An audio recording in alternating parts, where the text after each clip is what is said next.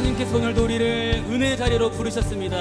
이 시간 가능하시다면 다 함께 그 자리에 일어나셔서 찬양하며 나아가시겠습니다. 할렐루야.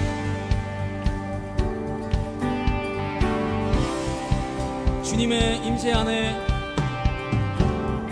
주님의 임재 안에, 주의 선하심 생각하네. 나 이제 잠잠히 주님 음성 듣기 원하네. 거룩 공의 신실하신 주 구원자 지녀자 또 나의 친구, 내 주 대신 주 찬양하리. 내 주 대신 주 경배하리. 내 주 대신 주 예배하리. 예수. 아멘.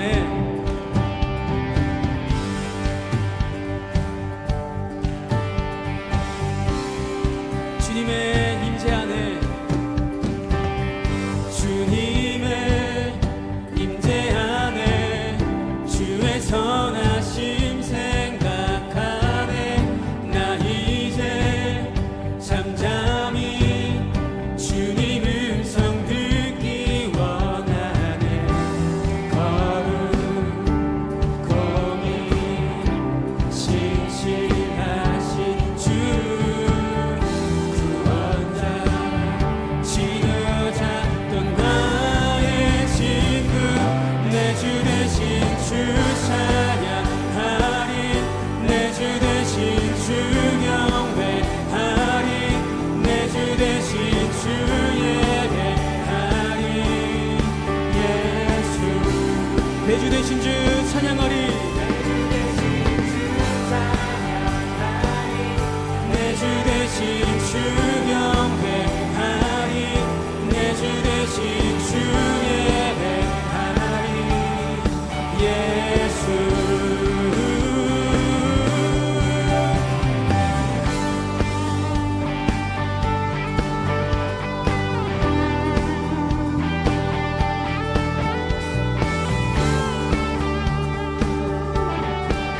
다 함께 선포합니다. 내 영혼의 주의 약속. 내 영혼의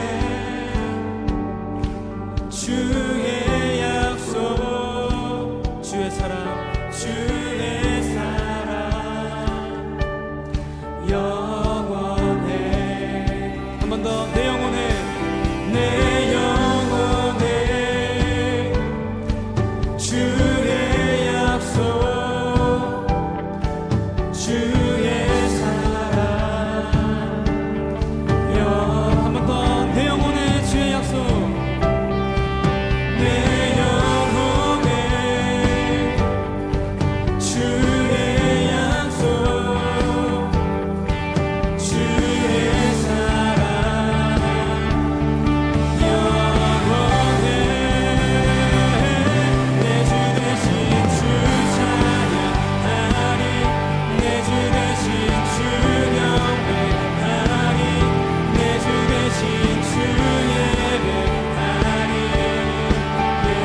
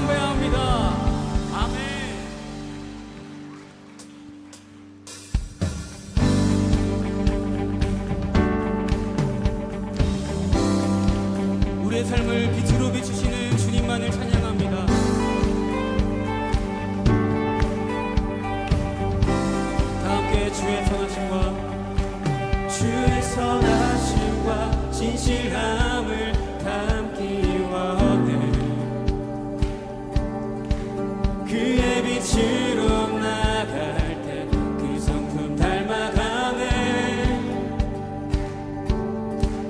빛을 닮아갈 때 주가 주신 자유함으로 옳은 대로 돌아와서 별같이 함께 빛으로 비추시네. 빛으로 비추시네. 어둠이 드러나고 나를 숨은 어물에서 벗어나게 하시네. 빛으로 일어서네. 어둠이 밝혀지고 빛 대신 우리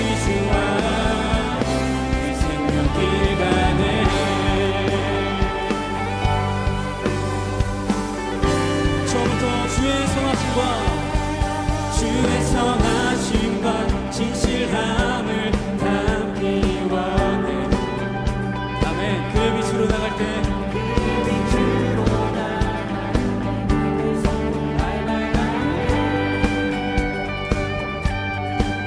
빛을 닮아갈 때 주가 주신 자유함으로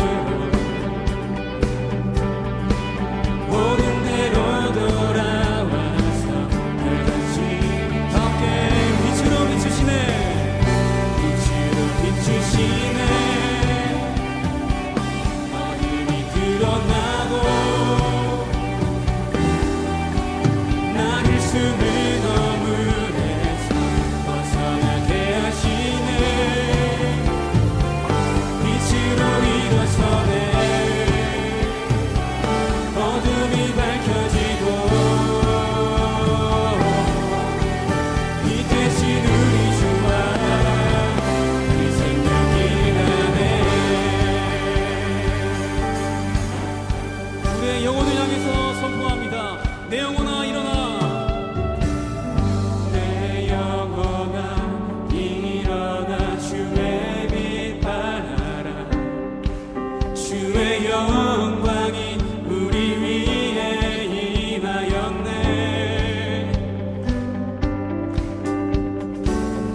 내 영혼아 일어나. 주의 빛 발하라.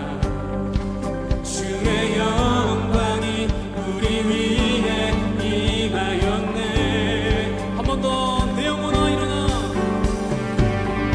내 영혼아 일어나. 주의 빛 발하라. 주의 영광이 우리 위에 임하였네.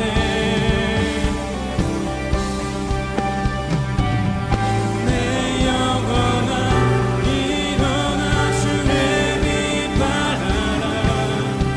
주의 영광이 우리 위에 임하였네. 비추시네. 아멘. 어둠이 드러나고 나를 숨은 어물에서 벗어나게 하시네. 빛으로 일어서네. 어둠이 밝혀지고 빛 대신 우리 주와 마지막으로 선포합니다. 빛으로 비추시네. 빛으로 비추시네. 어둠이 드러나고 나를 숨은 어물에서 벗어나게 하시네. 빛으로 일어서네. 어둠이 밝혀지고 빛 대신 우리 주와 그 생명이 나네.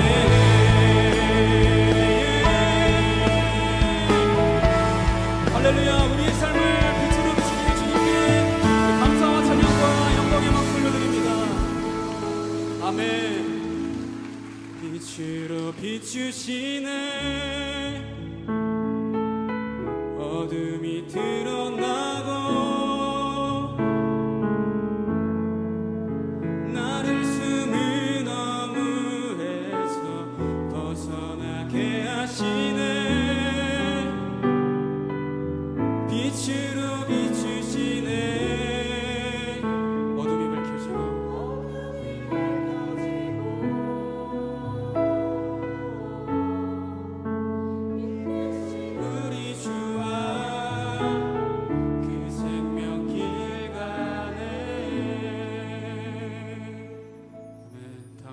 주셔서 계속해서 찬양하며 나아가시겠습니다.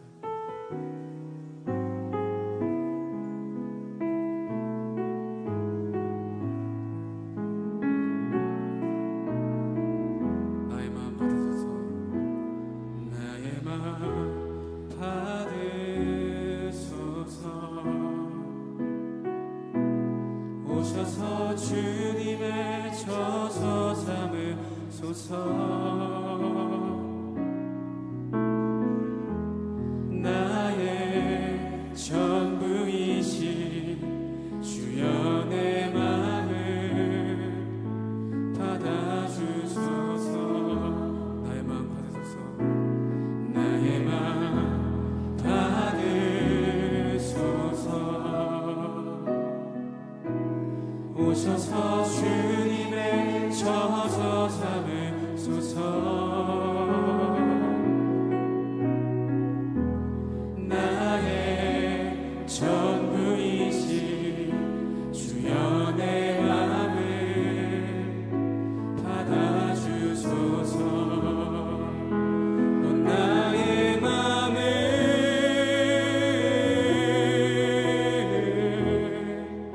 주님께 열었으니 주여 내게 오셔서 내 맘에 거하여 주옵소서. 주가 기뻐하는 주의 성전 나의 마음 받으소서.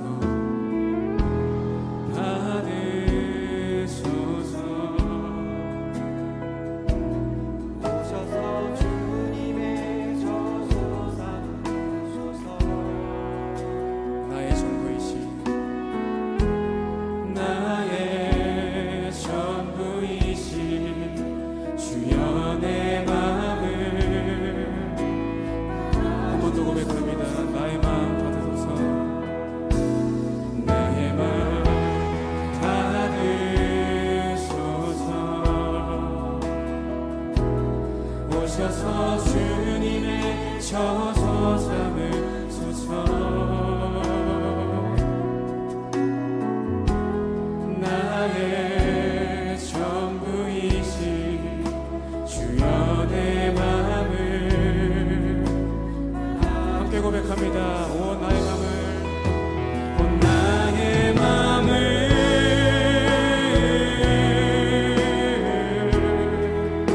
주님께 열었으니 주여 내게 오셔서 내 맘에 거하여 주옵소서. 주가 기뻐하는 주의 성전 나의 맘을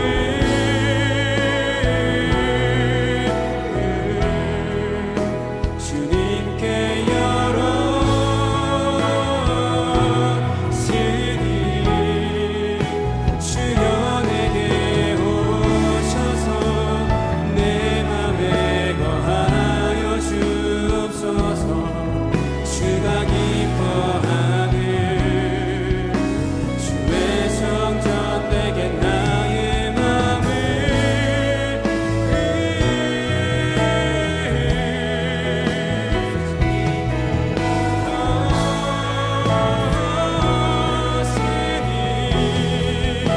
주여 내게 오셔서 내 맘에 거하여 주옵소서. 주가 기뻐하는 주의 성전 나의 마음 받으소서. 오셔서 주님의 저서 삼으소서. 나의 전부이신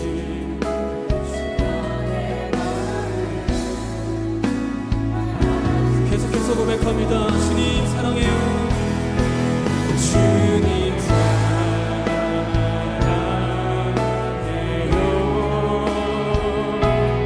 온 마음과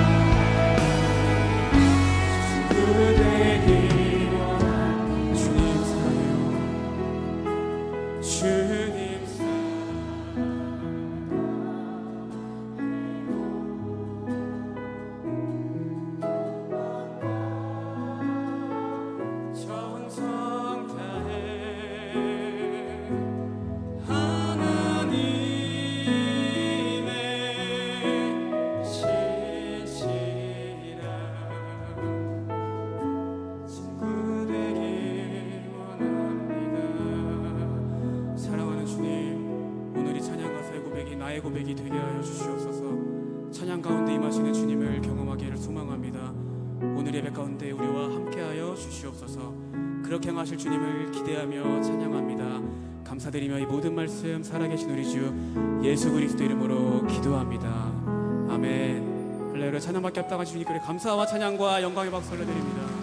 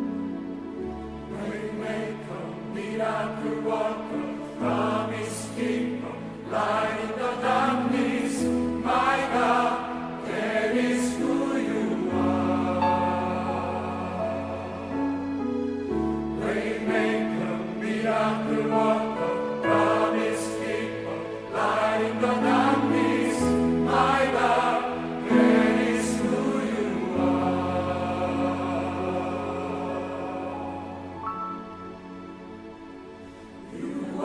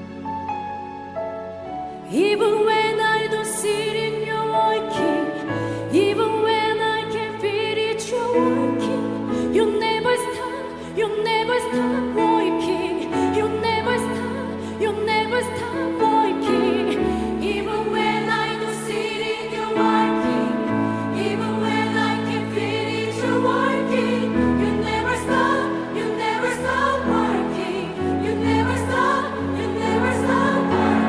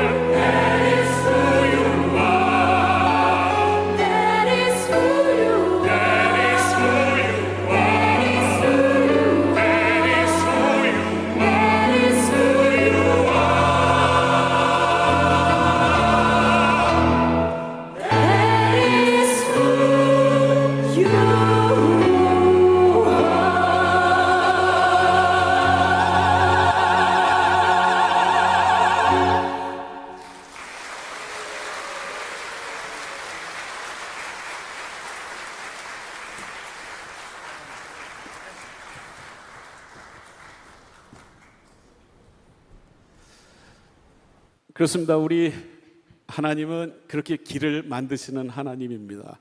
출애굽 때 이스라엘이 이제 막 이렇게 홍해로 도망을 가게 되죠.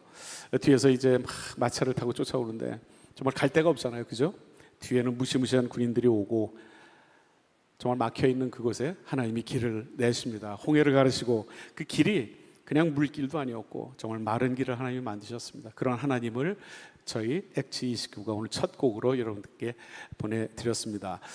저희 엑지29 여러분들 이제 많이들 아시겠지만 저희들이 여기서 이제 찬양한 지 10년이 좀 넘었습니다.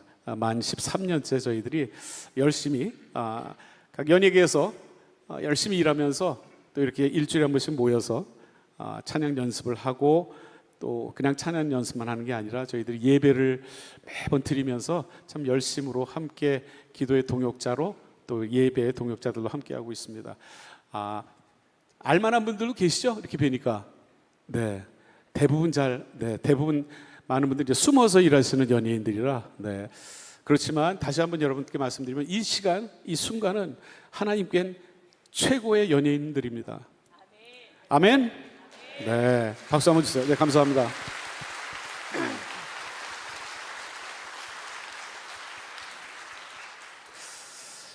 많이 힘듭니다. 세상이 많이 힘들어지고 더 힘들어지는 것 같고 정말 느끼고 힘들지만 여러분 혼자가 아니라는 거 항상 함께 하시기 바랍니다. 예수님이 여러분의 삶 가운데 깊게 개입하시고 어쩌면 이 힘든 시간을 우리를 기도의 자리로 부르시는 시간인 줄 믿겠습니다. 기도할 수 있는데 라는 얘기 아시죠? 여러분 기도할 수 있는데 뭐 걱정하십니까? 걱정 하나도 안 하셔도 됩니다. 우리가 하나님한테 맡긴다 그러면 온전히 맡기자고요. 반 맡기고 하고 그러지 말고 온전히 다 맡겨서 힘들 때 찬송하고 기도의 자리를 지키면 여러분들 영혼은 안전할 줄 믿습니다. 아멘. 자, 우리 엑지29 오늘 두 번째 곡 드리고 저희들 시간 마치려 하는데 혼자 걷지 않을 거예요 라는 곡을 저희 엑지29가 준비했거든요. 여러분 박수로 맞이해 주시기 바랍니다. 감사합니다.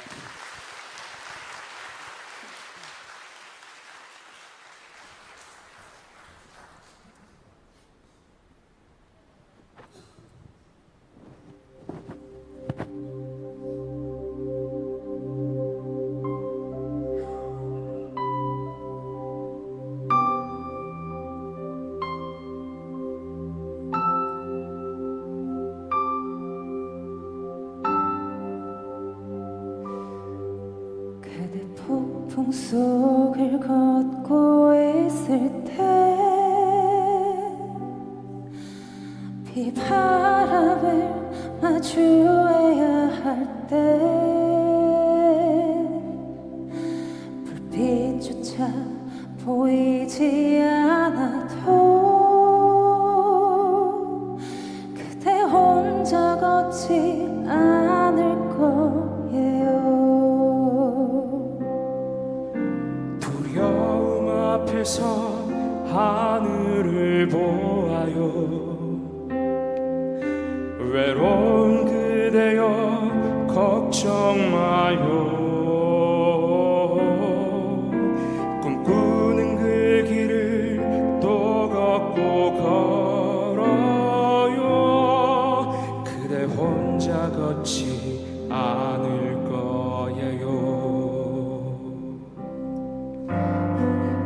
꿈속을 걷고 있을 때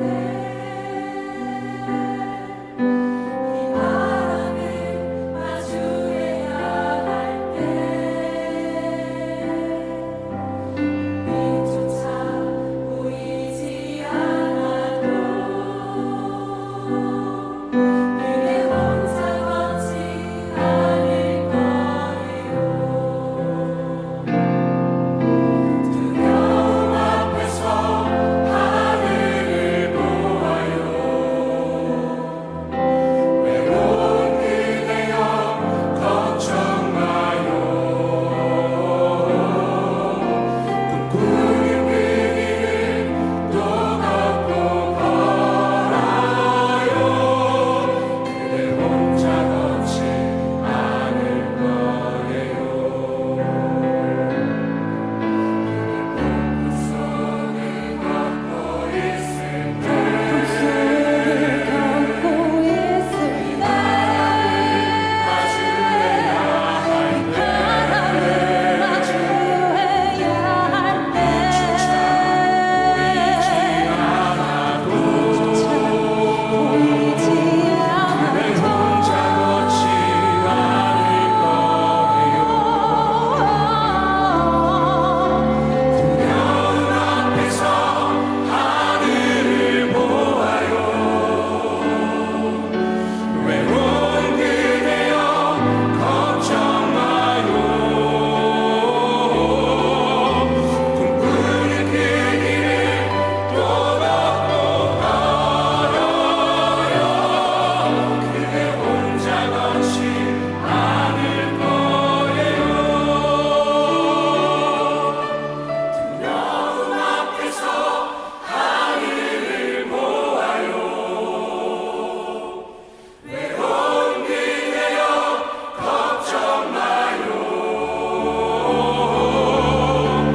꿈꾸는 그 길을 또 걷고 걸어요. 그대 혼자 걷지 않을 거예요. 두려움 앞에서 하늘을 보아요. 외로운 그대여 걱정 마요. 꿈꾸는 그 길을 또 걷고 걸어요. 그대 혼자 걷지 않을 거예요. 그대 혼자 걷지 않을 거예요.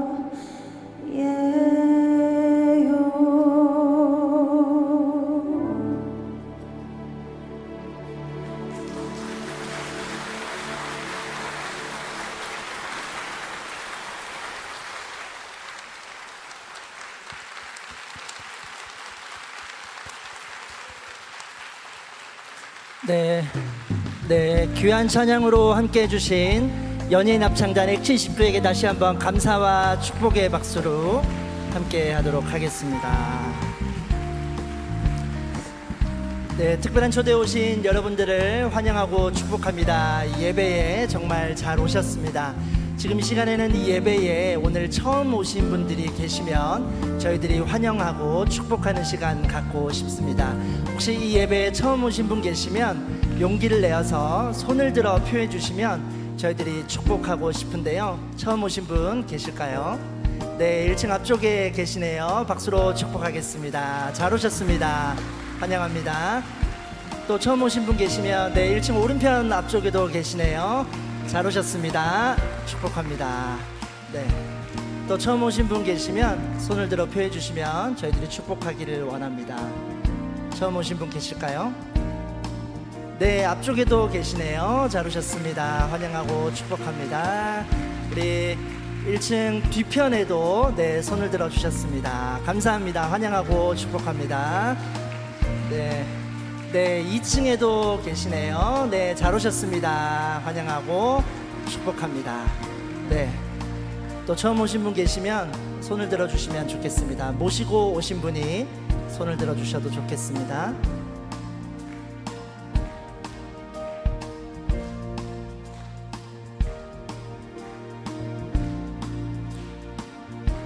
네, 오늘 처음 오신 분들께서는 자리에서 잠시 한번 일어서 주시면 저희들이 찬양으로 축복하고 또 환영하도록 하겠습니다.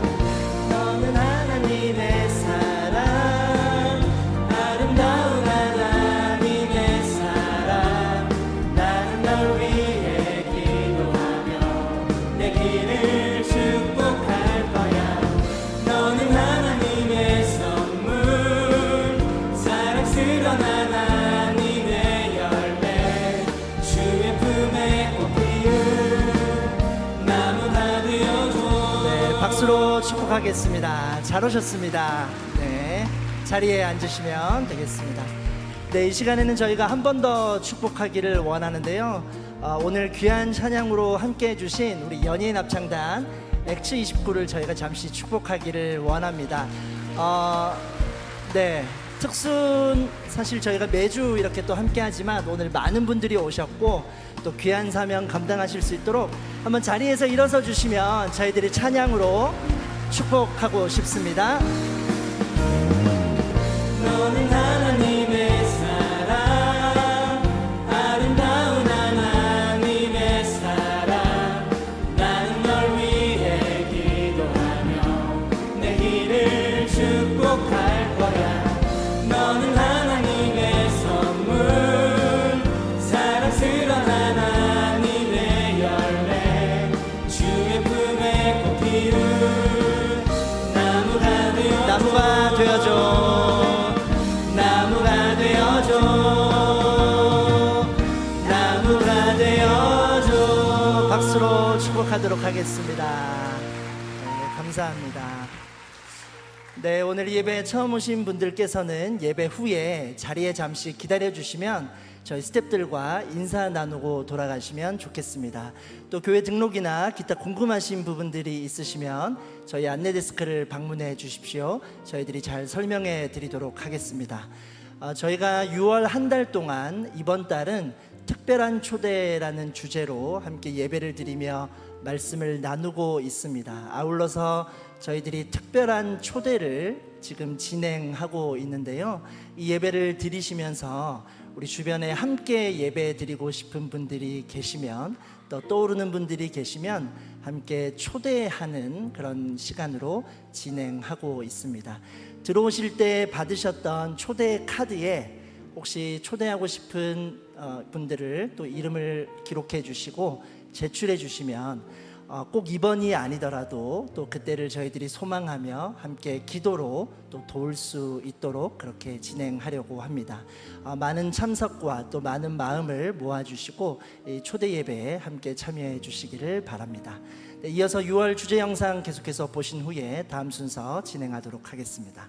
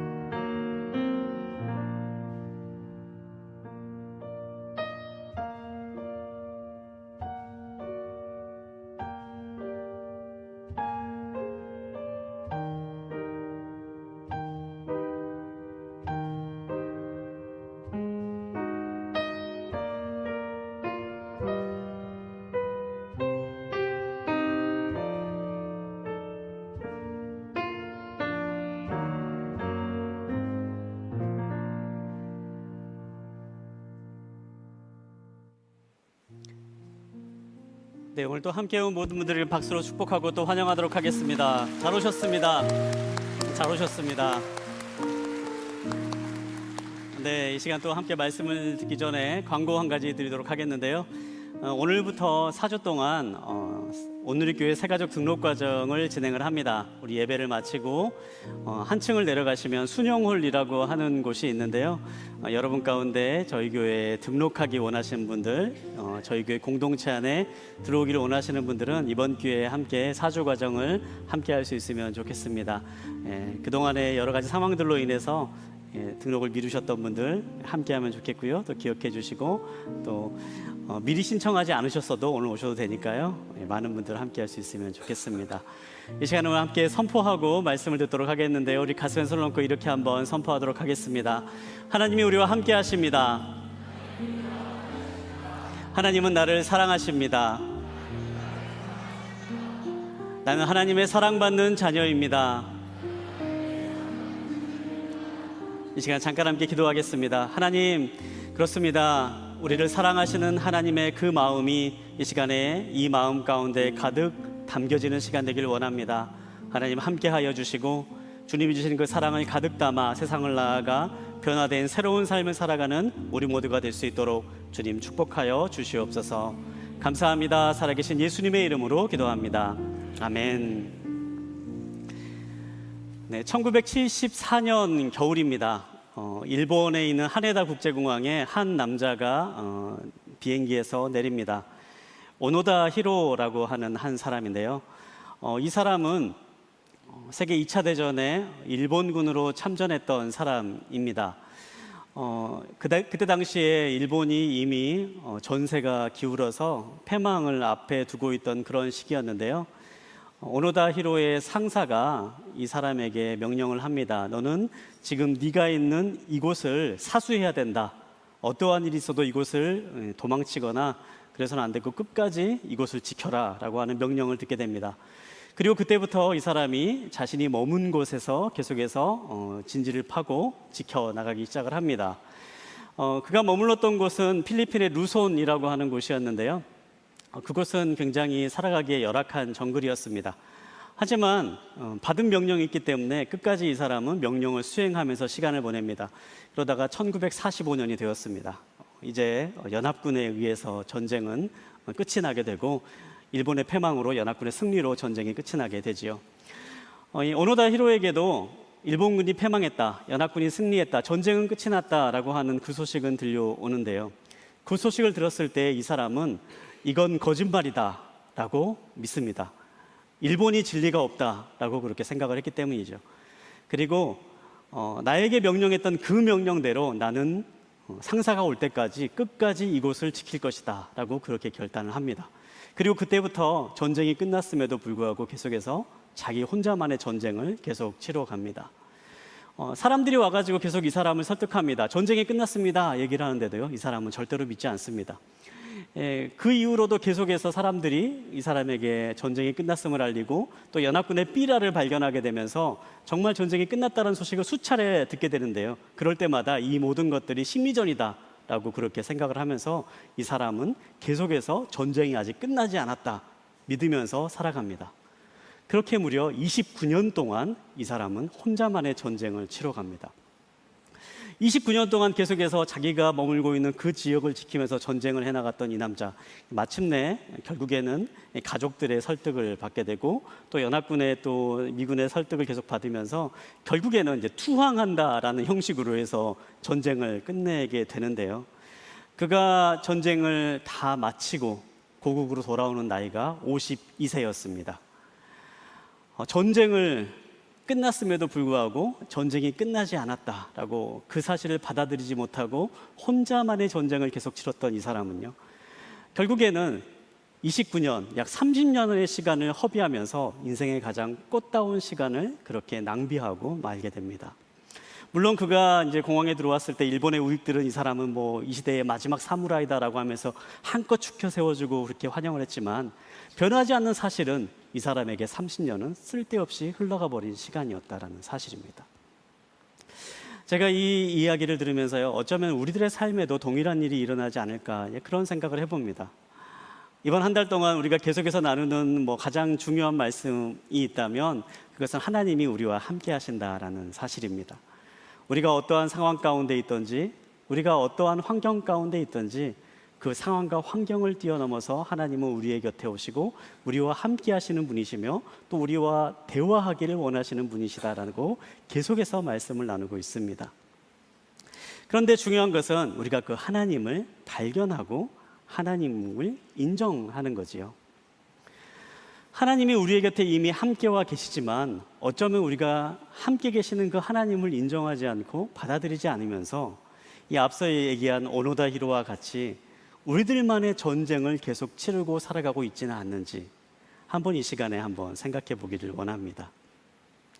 오늘 우리가 누가복음 24장에 나오는 엠마오로 가는 두 제자의 이야기를 함께 살펴보려고 하는데요. 이 이야기를 함께 살펴보면서 다시 한번 우리와 함께 하시는 예수님, 우리와 함께 하시는 그 하나님을 우리가 발견하고 또 기억하는 시간 되게 되기를 원합니다. 이 시간에 우리와 함께 하시는 그 하나님을 느끼실 수 있는 시간, 발견하는 시간, 이렇게 동행하는 기쁨이 있는 시간이 되기를 간절히 소망합니다. 오늘 이야기의 말씀 첫 부분을 함께 살펴보려고 하는데요. 오늘 첫 부분 함께 읽고 또 말씀을 계속하도록 하겠습니다. 오늘 우리가 함께 볼 말씀 누가복음 24장 13절과 14절에 있는 말씀을 우리 한번 한 목소리로 함께 보겠습니다. 함께 보겠습니다. 시작. 바로 그날 그들 중 두 사람이 예루살렘에서 약 60스타디온 남짓 떨어져 있는 엠마오라는 마을로 가는 중이었습니다. 그들은 일어난 이 모든 일에 대해 서로 이야기하고 있었습니다. 네, 오늘 이야기의 시작은요, 바로 그날이라고 하는 말로 시작되는데요. 여기서 말하는 바로 그날이라고 하는 이 그날은요, 예수님께서 부활하신 부활절입니다.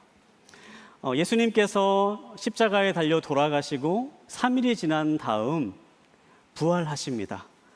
그리고 부활의 기쁜 소식을 이른 아침 무덤을 방문했던 여인들, 막달라 마리아를 비롯한 여인들 앞에 나타나게 되시고 또 그들을 통해서 제자들에게 전하라라고 하는 그런 말을 듣게 되죠. 여인들은 제자들에게 돌아와서 정말 예수님이 부활하셨다라고 하는 기쁨의 소식을 전합니다. 그렇게 기쁨의 소식이 전해지던 그날 아침입니다. 그런데 어찌된 영문인지 이 제자들은요, 그 기쁨의 소식을 들은 그날 아침 예수님을 만나러 가거나 또 예수님을 기다리거나 하지 않고 엠마오라고 하는 마을을 향해서 길을 떠났다라고 그렇게 말씀은 기록하고 있습니다. 여러분, 한번 여러분이 만약에 예수님의 부활의 소식을 처음 듣게 된다면 여러분 어떤 마음이 들으시겠습니까? 예수님이 부활하셨다, 정말 예수님께서 십자가에 달려 돌아가셨던 그 예수님이 부활하셨다라는 것을 우리가 듣게 된다면요, 아마 우리는 이제 성경에 나와 있는 모든 이야기들을 다 알고 이제 이 사건 부활절을 우리가 보내고 또 부활절을 생각을 하기 때문에 정말 예수님께서 부활하셨구나라고 생각하고 굉장히 기뻐할 겁니다. 그런데 당시 제자들은요, 이 부활절 아침 그렇게 기뻐하지만은 않았습니다.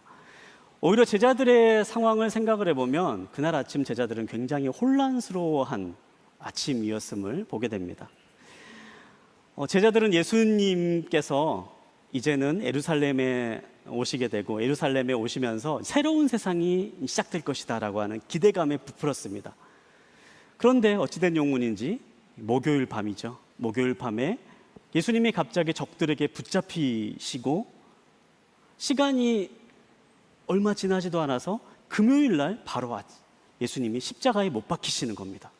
그리고 금요일 날 바로 예수님께서 돌아가시는 거죠. 제자들은 굉장히 큰 충격에 빠집니다. 어떻게 예수님이 십자가에 달려 죽을 수가 있을까? 그렇게 놀라운 일을 행하시는 분, 우리가 하나님의 아들이라고 믿었던 그분이 어떻게 하루아침 만에 저렇게 처참하게 죽어갈 수 있을까? 굉장히 큰 충격에 빠집니다. 그런데 며칠 지나서 들려온 소식이 갑자기 예수님이 부활하셨다는 소식을 들은 겁니다. 예수님을 만나러 갔던 여인들이 빈 무덤이 비어있다라는 얘기를 들으면서 예수님이 부활하셨다라는 얘기를 하기 시작을 하는 거예요. 이 소식을 들었을 때 대부분의 제자들은 굉장히 혼란스러워졌습니다. 정말 이게 사실인가? 예수님이 부활하셨다는 게 사실인가? 불과 며칠 전만 해도 정말 예수님이 죽는 것을 눈으로 목격했는데 그런데 정말 예수님이 부활하셨나? 이러면서 반신반의하기도 하고요. 또 예전에 예수님께서 하셨던 나는 부활할 것이다라고 하는 그런 말씀도 생각나면서 정말 사람이 부활하는 게 가능할 것인가 뭐 그런 생각이 들기도 하는 거죠. 또 그리고 일부 어떤 제자들은 이게 다 모두 다 음모다. 이건 다 음모다. 누군가 예수님의 시체를 훔쳐서 우리를 함정에 빠뜨리려는 큰 음모다라고 하면서 두려워하는 그런 제자들도 있었을 겁니다. 제자들이 부활절 그날 겪었던 심정은요, 혼란스러움 그 자체였습니다. 그리고 바로 그날 이 두 제자는 예루살렘 그 제자들의 곁을 떠나서 길을 떠났다라고 그렇게 기록하고 있는 거죠. 얼마 전에요, 제가 이제 한 목사님하고 얘기를 하다가 이 목사님이 그런 얘기를 하신 적이 있습니다. 이제 교회를 하고 이제 여러 사람들 만나다 보면 굉장히 이제 머리가 복잡해지고 좀 이제 힘든 그런 상황들 이제 마주하게 되는데요. 그렇게 이제 정말 막 힘들고 어려운 순간이 되었을 때 자기는 핸드폰을 일단 딱 끄고 사람들이 없는 어딘가로 훌쩍 간다라 그래요. 그러면서 이제 주로 가는 곳, 자기가 좋아하는 곳이 나는 참 공항에 가면 참 좋더라, 이제 그런 얘기를 하는 겁니다. 핸드폰 딱 끄고요, 그냥 공항에 딱 가면 자기는 이제 해외로 이제 여행을 가지는 못하지만 사람들이 지나가고 공항에 있는 뭐 약간 밝으면서 이제 그 사람들이 좀 설레어하는 이제 그런 모습을 보면 자기도 모르게 왠지 좀 기분이 약간 좋아지면서 그곳에서 혼자 카페에 앉아서 약간 이제 멍하게 그렇게 시간을 보내면 조금 마음이 좀 약간 이제 혼란스러웠던 것도 추스려지고 이제 그러면서 마음이 좀 진정되는 걸 느낀다. 뭐 그런 얘기를 들은 적이 있습니다. 훌쩍 떠나는 거죠. 혼란스럽고 뭔가 잘 풀리지 않을 때, 마음이 복잡할 때 그냥 모든 것을 다 버려두고 훌쩍 떠나고 싶은 그러한 마음. 아마 이 엠마오로 가는 두 제자의 마음이 바로 그 마음이 아니었을까 생각을 해봅니다. 너무나도 혼란스러운 상태로, 너무나도 어지러운 상태로 지금 우리에게 일어나는 이 일은 도대체 무슨 일인가, 그렇게 도무지 이해할 수 없다라는 그러한 마음 가운데 그냥 훌쩍 어디론가 떠나보고 싶은 마음으로 이 제자들은 지금 길을 향해 가고 있습니다. 예수님 부활의 소식을 들었음에도 불구하고 예수님을 기다리지도 않고 그냥 이곳을 떠나버리고 싶다, 그냥 다 싫다, 그런 마음으로 길을 떠나버리고 만 거죠. 그런데 어떻습니까? 이 말씀을 보면요, 바로 그런 제자들에게 예수님께서 나타나셨다라고 그렇게 말씀합니다. 우리 본문에 있는 말씀 15절과 16절에 있는 말씀 우리 한 번 더 함께 읽도록 하겠습니다. 함께 보겠습니다. 시작. 그들이 이야기하며 토론하고 있는데 예수께서 가까이 가서 그들과 함께 걸어가셨습니다. 그러나 그들은 눈이 가려져서 예수를 알아보지 못했습니다. 그들이 지금 나한테 우리에게 지금 일어나는 이 일이 도대체 무슨 일인가 그러면서 서로 막 대화하고 가는 그런 상황에 갑자기 어디선가 한 사람이 이 두 사람 곁에 나타납니다. 그래서 함께 길을 걸어가기 시작을 합니다. 그런데 부활하신 예수님께서 그들과 함께 걸어가기 시작하셨던 거죠. 그런데 참 놀라운 사실은요, 16절에 있는 말씀을 보면 예수님께서 부활하신 그 몸으로 이 제자들 앞에 나타나셨는데 이들이 예수님을 알아보지 못했다라고 그렇게 기록하고 있습니다. 그러면서 16절을 보면 그들이 눈이 가려져서 예수님을 알아보지 못했다라고 그렇게 이야기하고 있습니다. 예수님의 형체가 달라져서 전혀 다른 사람으로 나타나셔서가 아니라 그들의 눈이 가려져 있었기 때문이었다, 그렇게 전해주고 있는 거죠. 우리가 흔히 이제 눈에 콩깍지가 씌었다라고 하는 말, 그런 말 많이 사용하지 않습니까? 여러분, 콩깍지가 주로 언제 씌워집니까? 사랑에 빠지면 콩깍지가 씌워지지요. 그래, 콩깍지가 씌워져서 지금 이 자리에 결혼을 하신 그런 분들 계신 분도 계실 수 있습니다만, 콩깍지가 씌워지면요 어떻습니까? 사랑에 빠지면 그냥 상대방의 좋은 모습만 계속 보이는 거잖아요. 그러다가 이제 결혼하고 함께 살다 보면 이제 콩깍지가 벗겨지는 날이 오게 되는데, 그때가 되면은 상대방의 진짜 모습을 볼 수 있게 된다. 물론 저는 그러지 않고 저희 가정은 그렇지 않습니다만, 그런다고 하더라고요. 그런데 그런 거죠. 눈에 콩깍지가 씌워지는 겁니다. 사랑에 빠지면 콩깍지가 씌워지는 거죠. 우리가 마음 가운데 어떤 것이 들어있느냐 따라서 우리가 보는 것이 달라집니다. 우리는 눈에 보이는 대로 있는 대로 본다라고 그렇게 생각을 하지만요. 사실 우리가 눈에 보이는 것은요. 사실 우리의 마음 가운데 무엇이 들어와 있느냐에 따라서 보여지는 게 달라지는 겁니다. 마음이 불편한 상황 가운데 어떤 걸 보면요. 다 이렇게 뾰족뾰족하게 보입니다. 그런데 마음이 편안한 상태로 보면 모든 게 다 아름다워 보이고 사랑스러워 보이는 거죠. 저는 이제 저희 아들과 지내면서 종종 그런 경험 많이 합니다.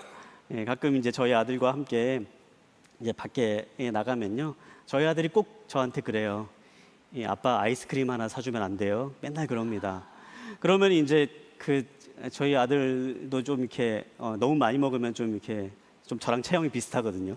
그래서 아이스크림을 좀 잘 안 사준다 그러면 이제 저희 아들이 아빠 그러면 요즘 포켓몬 카드를 좋아하는데 포켓몬 카드 하나 사주면 안 돼요? 그럽니다. 그러면 이제 뭐 아이를 뭐 제가 사랑하고 좋아하니까 그냥 평소에는 좀 종종 잘 사주고 이제 그런 편인데, 그런데 이렇게 아이랑 함께 지내다가도요, 제 마음 가운데 굉장히 불편한 상황 가운데 있으면요, 제 마음 가운데 뭔가 좀 복잡한 일이 있고 뭔가 좀 힘든 그런 일이 있으면요, 아이가 자꾸 아이스크림 사줘요, 포켓몬 카드 사줘요 그러면요, 그 말을 할 때 굉장히 마음이 편하지 않는 거예요. 제 마음이 불편하니까 그런 말하는 아이의 그런 말이 왠지 그냥 좀 믿게 들리는 그런 때가 종종 많이 있습니다. 얘는 나만 보면 맨날 아이스크림 사주라 그런다. 얘는 나만 보면 맨날 뭐 사달라 그런다. 그래놓고 맨날 엄마한테 가가지고 엄마 좋다 그런다. 막 이런 생각들이 막 나면서 그냥 마음 가운데 뭔가 불편한 마음이 이제 쓰는 거죠. 마음이 뾰족뾰족하기 때문입니다. 우리의 마음이 뾰족뾰족하면요, 보이는 것도 다 뾰족뾰족하게 보이기 마련입니다. 우리가 무엇인가를 본다 그럴 때요, 보이는 걸 보는 것이 아니라 우리의 마음에 따라서 보이는 게 변화지기도 하고 달라지기도 하는 거죠. 예수님이 곁에 있어도 제자들은 예수님을 알아보지 못합니다. 그들의 마음이 혼란스럽기 때문입니다. 예수님이 곁에 있어도 예수님을 알아보지 못하는 것은 예수님이 다른 분이기 때문에, 예수님의 형체가 변했기 때문에 그들이 못 알아본 게 아니었습니다. 예수님은 똑같은 분으로 그들과 함께 계셨지만 제자들의 눈이 가리워져 있어서, 제자들의 마음이 혼란스러운 상황 가운데 있어서, 제자들의 마음이 예수님의 부활을 믿지 못하는 상황 가운데 있기 때문에 부활하신 예수님을 알아보지 못했던 것입니다. 사랑하는 여러분, 종종 우리들도 그럴 때가 있습니다. 우리가 계속해서 이야기하는데요, 예수님이 우리와 함께 하십니다. 예수님은 어떠한 상황 가운데도 우리 곁에 찾아오시는 분이십니다. 예수님은 선을 넘어서 오시는 분이시고, 예수님은 모든 상황과 환경을 뛰어넘어서 우리의 삶 가운데 오시는 분이십니다. 그런데 우리가 그 예수님을 알아보지 못할 때가 많이 있습니다. 왜냐하면 우리의 마음이 혼란스럽기 때문에, 우리의 마음이 예수님이 지금 내 곁에 계신다는 것을 온전히 믿지 못하기 때문에, 그리고 제자들이 한 것처럼 예수님이 부활하셨을 리가 없어 라고 하는 그 마음 때문에, 우리가 기대했던 것과 전혀 다른 모습으로 예수님이 나타나시고 말씀하시기 때문에 우리의 곁에 와 계신 그분을 우리가 알아보지 못하고 그렇게 모르는 척 살아가는 순간들이 너무나도 많이 있다는 사실입니다. 근데 참 오늘 말씀을 보면서 저희 마음 가운데 큰 위로가 되고 참 큰 도전이 되고 또 감사가 되는 것은요, 그럼에도 불구하고 예수님이 계속 제자들과 함께 하셨다라는 사실입니다. 제자들이 예수님을 알아보지 못하는 그 때에도 예수님은 제자들 곁에 함께 계시며 제자들과 함께 길을 걸어가십니다. 엠마오를 향해서 걸어가는, 이제는 정말 모든 것을 다 포기해버리고 싶다라고 하면서 도망치듯 가는 제자들의 곁에서 계속해서 그들과 함께 걸어가시는 예수님, 바로 그 예수님이 오늘 본문에 나오는 예수님의 모습입니다. 사랑하는 여러분, 그 예수님이 우리와 함께 하시는 줄 믿습니다. 제가 오늘 말씀을 보면서요, 이제 그런 생각을 해봤습니다. 우리의 눈이 감겨 있어도 예수님은 우리와 함께 하십니다. 우리의 눈이 감겨 있어도 예수님은 우리와 함께 하십니다. 종종 여기 앞에 서면요, 가끔 눈을 감고 계시면서 혼자만의 묵상을 하시는 분들이 있으십니다. 그런데도요, 예수님은 함께 계십니다. 예수님은 우리가 그분을 알아보지 못할 때도 우리와 함께 하시고, 우리가 그분을 바라보지 못할 때도 우리와 함께 하시고 우리와 함께 길을 걸어가시는 예수님, 우리가 그 예수님을 기억하고 만나게 되는 기쁨이 있게 되기를 간절히 소망합니다. 그렇다면 자신을 알아보지 못했던 제자들을 향해서 예수님은 어떻게 하시는가? 우리 오늘 본문에 있는 말씀 27절에 있는 말씀을 우리 함께 보도록 하겠습니다. 27절에 있는 말씀을 함께 보겠습니다. 시작. 그리고 예수께서는 모세와 모든 예언자들로부터 시작해 성경 전체에서 자기에 관해 언급된 것을 그들에게 자세히 설명해 주셨습니다. 아멘. 예수님께서는 자신을 알아보지 못하는 제자들에게 성경에 나와 있는 말씀들을 풀어서 설명해 주시면서 예수님에 대한 예언들, 예수님의 부활에 대한 사건들을 설명해 주기 시작하십니다. 처음부터 차근차근 성경에서 무엇라고 얘기하고 있는지를 제자들에게 이야기해 주고 계시는 거죠. 저는 이 말씀 묵상하면서 그런 생각을 해봤습니다. 아니, 왜 예수님은 제자들에게 굳이 성경을 들어서 이야기하시는 것일까? 한번 그런 상상 해보지 않으십니까? 그런 생각 한번 해볼 수 있지 않을까요? 만약에 그 자리에서요, 예수님께서 영광스러운 모습으로 제자들 앞에 짠 하고 나타나시는 겁니다. 갑자기 이제 예수님 휘황찬란한 모습으로 나타나시면서 이제 머리에는 후광이 있는 번쩍번쩍 빛나는 모습으로 제자들 앞에 딱 나타나시면서 내가 진짜 부활했다. 내가 부활한 예수다. 그렇게 말씀하시면 그냥 단 한 번의 제자들이 정말 예수님이 부활하셨구나라고 믿지 않을까요? 한번 우리가 그런 상상을 해볼 수 있습니다. 그런데 예수님은 어찌된 영문인지 그렇게 제자들에게 나타나지 않으시고 말씀을 풀어서 제자들에게 하나씩 하나씩 설명해 주기 시작하셨다라는 사실입니다. 우리가 여기서 기억할 것은요, 우리는 기적으로 많은 일들이 일어날 수 있을 것이다 라고 생각을 하고 기적을 바라고 기적을 기대하며 살아가곤 합니다. 그리고 예수님을 믿는다고 할 때도 한번 내 눈앞에 기적을 한번 보여주시면 예수님을 믿겠습니다 라고 그렇게 말씀하시는 분들도 있습니다. 그런데 성경에서 말하는 분명한 사실은요, 그리고 성경에 나오는 수많은 사건들을 통해서 우리가 알 수 있는 진리는요, 기적으로는 사람이 믿음이 생기지 않는다라는 겁니다. 그리고 또한 분명한 사실은 기적으로는 사람이 변화되지 않는다라는 점입니다. 누가복음 16장을 보면 부자와 나사로라고 하는 재미있는 이야기가 하나가 나오는데요. 한 부자가 죽어서 지옥에 가게 됩니다. 지옥에서 굉장히 고통받고 있던 이 부자가요, 나는 지금 이제 지옥에서 고통을 받고 있지만 우리 두고 온 내 가족들, 내 형제들은 나와 똑같은 그런 고통을 당하면 안 되겠다라고 그렇게 생각을 합니다. 그래서 이 부자가 이 하늘을 올려다보니까 그때 천국에 아브라함과 죽은 나사로가 함께 있는 것을 보게 되는 겁니다. 그래서 이 부자가요, 이 아브라함에게 요청을 합니다. 아브라함이여, 저희가 지금 두고 온 제 형제들이 있으니까 거기 있는 나사로를 다시 내가 살고 있는 세상에 보내서 우리 형제들에게 나처럼 지옥에 가지 않도록 그렇게 경고해주고 그들의 삶이 변화될 수 있도록 그렇게 좀 해주시면 안 되겠습니까? 라고 그렇게 요청을 합니다. 그런데 이 이야기를 들은 아브라함이 대답합니다. 모세와 예언자들의 글로도 변화되지 않는 사람은 죽은 사람이 다시 살아난다고 해도 변화되지 않을 것이다. 그렇게 얘기합니다. 사람이 죽었다 살아나는 놀라운 기적을 직접 눈으로 본다고 해도요, 그것만으로 사람이 변화되는 일이 일어나지 않는다라는 겁니다. 기적이 눈앞에 일어난다고 해도 우리는 그 기적으로 믿음이 생기거나 변화되는 일이 일어나지 않는다라는 거죠. 제가 관련해서 예전에 또 말씀드린 적은 있지만요, 대표적인 무신론자라고 하는 리차드 도킨슨이 했던 말이 있습니다. 누군가 리차드 도킨슨한테 그렇게 물어봅니다. 만약에 지금 당신의 눈앞에서 예수가 신이 나타나서 나는 정말 살아있고 나는 정말 세상에 존재한다라고 그렇게 이야기해주면 당신은 어떻게 하겠습니까? 라고 물어봅니다. 그때 리차드 도킨슨이 그렇게 대답했다 그러죠. 만약에 정말 예수가 내 눈앞에 나타나서 나는 정말 살아있다라고 얘기를 한다면 나는 그 순간에 교회를 갈 것이 아니라 정신병원에 갈 겁니다. 그렇게 얘기를 하는 겁니다. 왜냐하면 내 정신이 이상해져서 지금 헛것이 보인다라고 자기는 그렇게 믿겠다라고 얘기를 하는 거죠. 눈에 기적이 일어나도요, 이미 마음의 문이 닫혀 있는 사람은 보이지 않는 겁니다. 눈앞에 기적이 일어나도 사람은 변해지지가 않습니다. 어떤 순간에 우리의 삶 가운데 변화가 일어날까요? 바로 말씀을 가까이 할 때 나타나게 되는 거죠. 그렇기 때문에 예수님께서는 그 순간에 기적의 모습으로 제자들 앞에 나타나지 않으시고 차근차근 말씀을 들어서 제자들에게 설명해 주기 시작하십니다.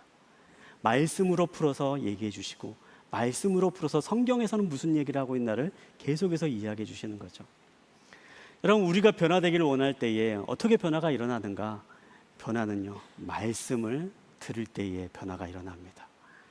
우리가 말씀을 가까이 하고 성경에 있는 말씀을 읽기 시작하고 그 말씀을 기억하고 마음에 새기며 살아가기 시작을 할 때에 그 말씀으로부터 우리의 삶에 변화가 일어나게 되는 것이죠.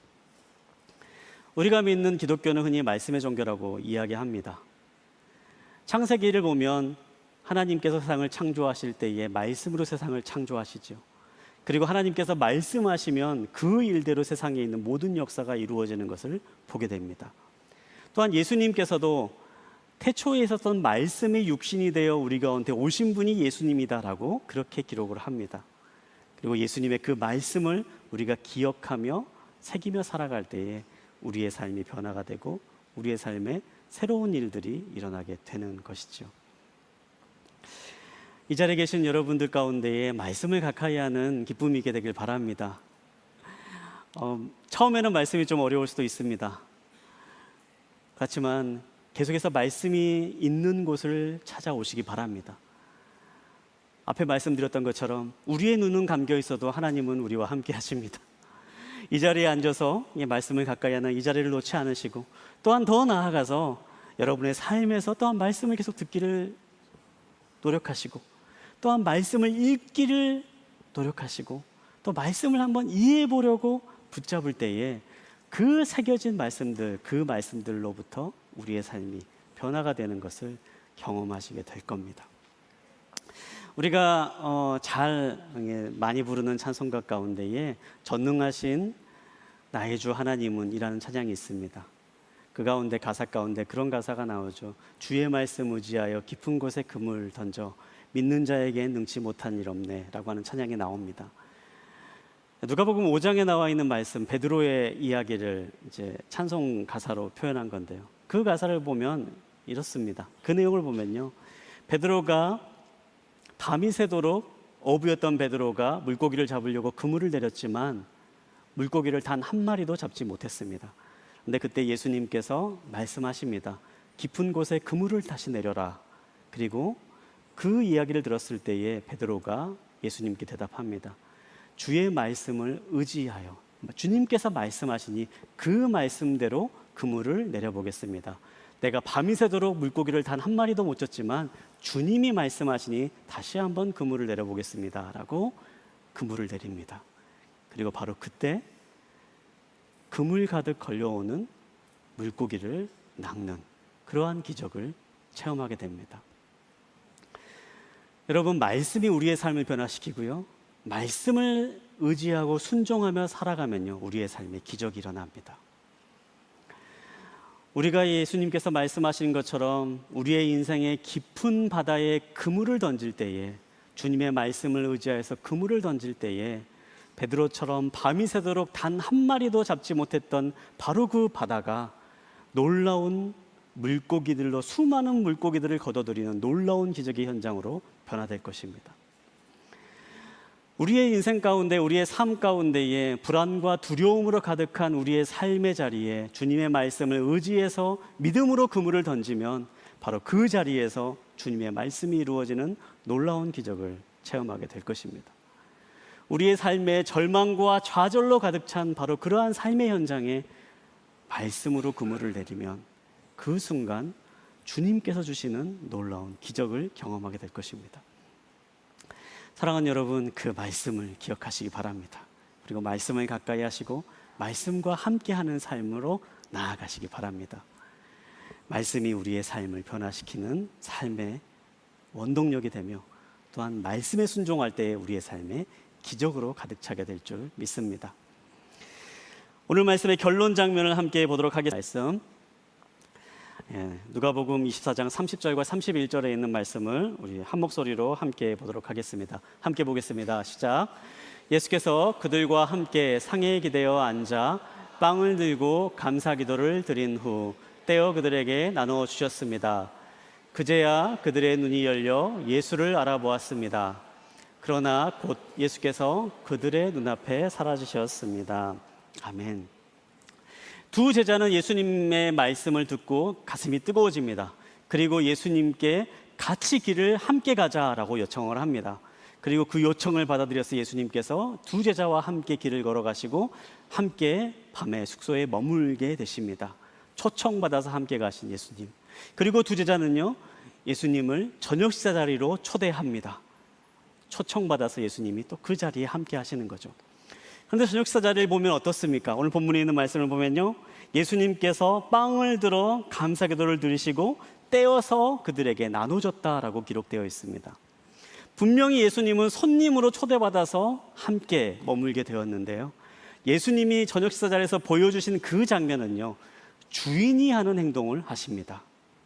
손님으로 초대받았던 예수님이 빵을 떼어서 감사 기도를 하시면서 떼어주시면서 그렇게 하는 거죠. 손님이었던 그분이 주인으로 그 자리에 모셔진 것입니다. 그런데 놀라운 일이 일어납니다. 바로 그때 그들이 예수님을 알아보게 됩니다. 그들의 눈이 띄어서 그 순간에 예수님이신 것을 알아보게 되었다라고 기록되어 있습니다. 여러분, 우리의 삶에 예수님이 보여지는 시기가 언제일까요? 우리의 삶의 주인으로 그분이 모셔졌을 때 우리의 눈이 띄어지게 되는 것입니다. 그분을 손님으로 대접하는 것이 아니라, 그분이 우리의 삶의 바깥에 머물러 계시고 그냥 곁에 계시는 분으로 계시는 것이 아니라, 그분을 우리의 삶의 자리 한가운데로 초청하고 그분을 우리의 삶의 주인으로 모시며 함께 살아가려고 할 때에 바로 그때 우리의 삶에 눈이 띄어지고 예수님이 보이는 놀라운 일을 경험하게 되는 것이죠. 사랑하는 여러분, 우리가 그 예수님을 볼 수 있게 되길 바랍니다. 우리가 매 순간순간 그 예수님을 경험할 수 있고 느낄 수 있게 되길 바랍니다. 우리의 마음의 중심에 예수님을 초대하십시오. 그분을 주인으로 모십시오. 그럴 때 우리의 눈이 열려지고 우리와 함께 하시는 그분이 느껴지고, 그분이 우리를 향해서 손을 펼치시고 그분이 우리의 손을 잡으시고 우리의 삶을 인도하시는 것을 느끼고 보게 될 것입니다. 이 자리에 계신 모든 분들이 바로 그 예수님을 보는, 예수님과 함께 동행하는, 함께 하시는 그분을 느끼며 살아가는 축복이 있게 되기를 간절히 소망합니다. 이렇게 기도하겠습니다.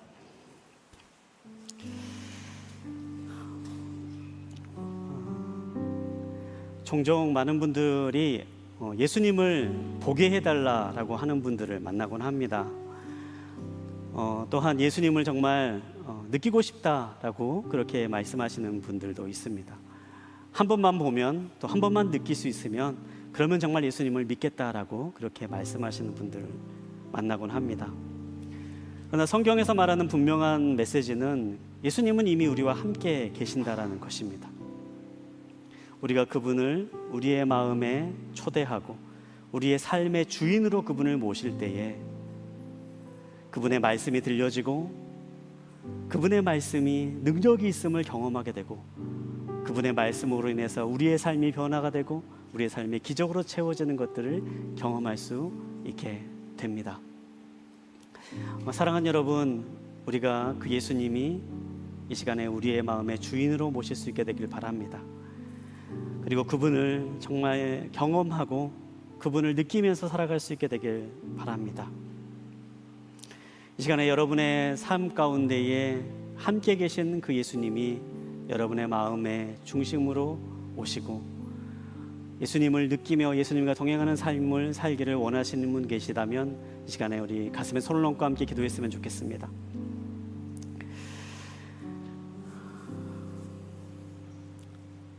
우리가 이 마음 가운데 예수님을 초청하며 함께 기도하게 되길 원합니다. 이 시간에 제가 드리는 기도를 여러분의 작은 목소리로 또한 여러분의 마음으로 함께 따라해 주시면 좋겠습니다. 사랑하는 예수님, 오늘 말씀을 통해 당신이 항상 나와 함께 하심을 깨달았습니다.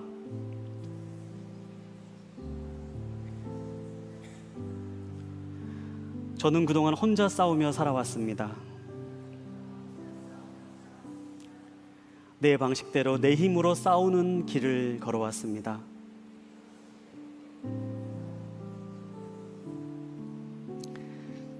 그러나 이제 그 전쟁을 그치길 원합니다. 예수님, 이 마음에 찾아와 주십시오.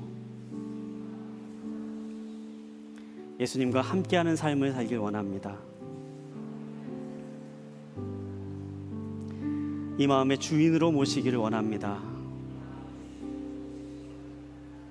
주님, 함께하여 주십시오. 매 순간 주님을 느끼며 살아갈 수 있게 해주십시오.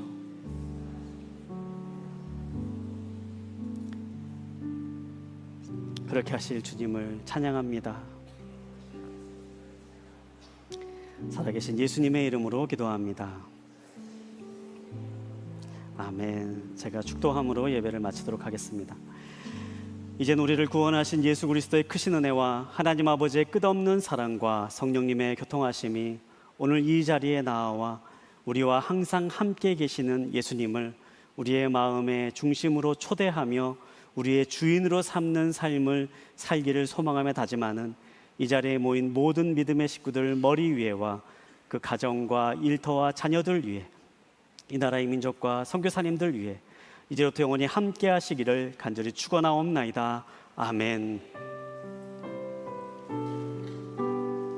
예배 주신 주님께 한 번 더 감사와 영광의 박수를 드리겠습니다. 이곳에서의 모든 예배를 마칩니다. 삶의 자리 가운데 승리하시기를 소망합니다.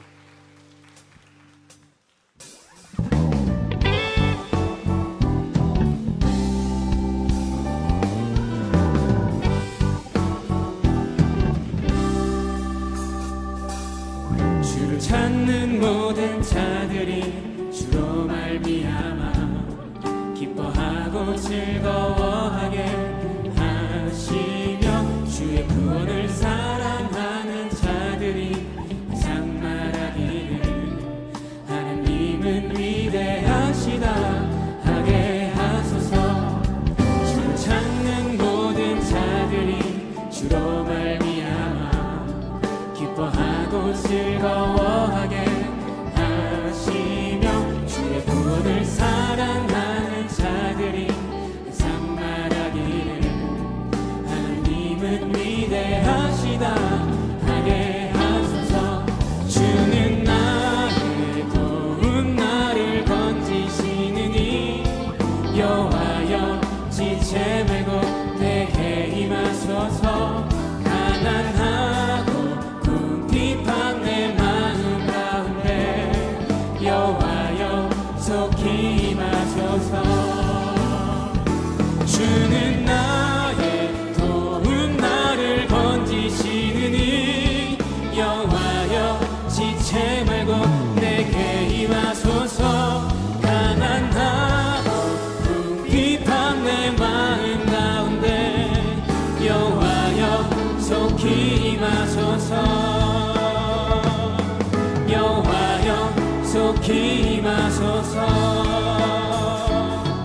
여호와여 속히 임하소서.